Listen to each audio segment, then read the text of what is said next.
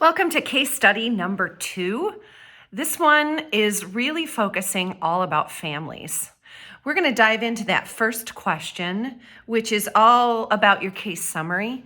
But before we do that, I just want to make sure and tell you how really important it is that you've read the Hedin and Cruz article. It says read, and then it's dispute resolution article. It's right in the folder of this assignment.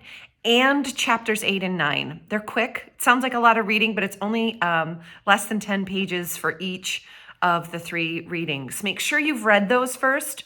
Those are going to be huge resources for you when you do these.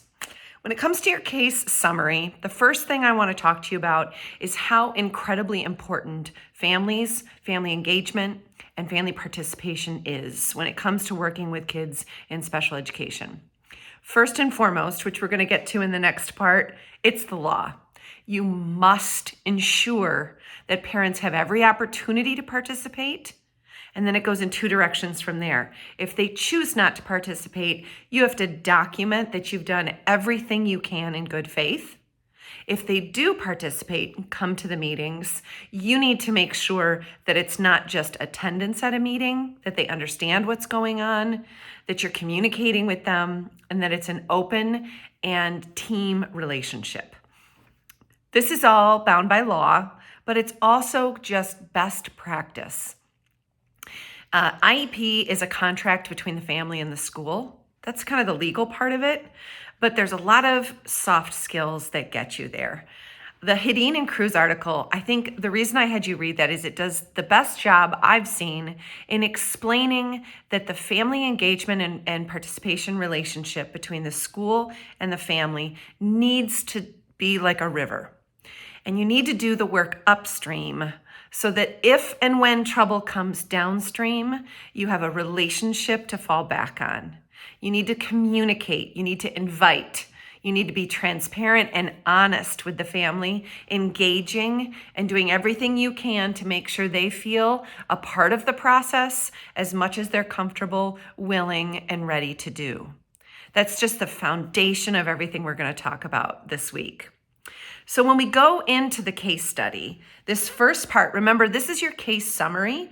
This is where you identify problems and issues in this case, not solutions yet. You're looking for those red flags. It would be best if you did it chronologically. Do a timeline in your paragraphs. Talk about procedural safeguards and leading up to the IEP. Talk about kindergarten through 2nd grade.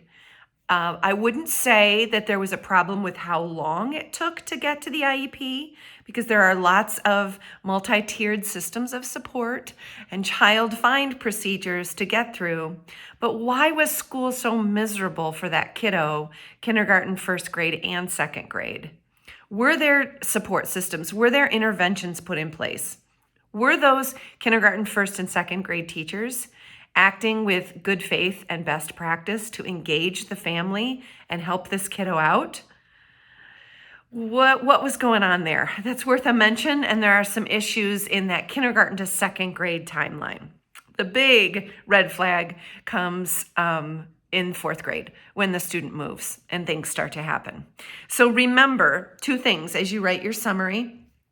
You're not talking about solutions yet, but the foundation of everything that's happening is a good relationship, or at least honesty, transparency, and a team with the family.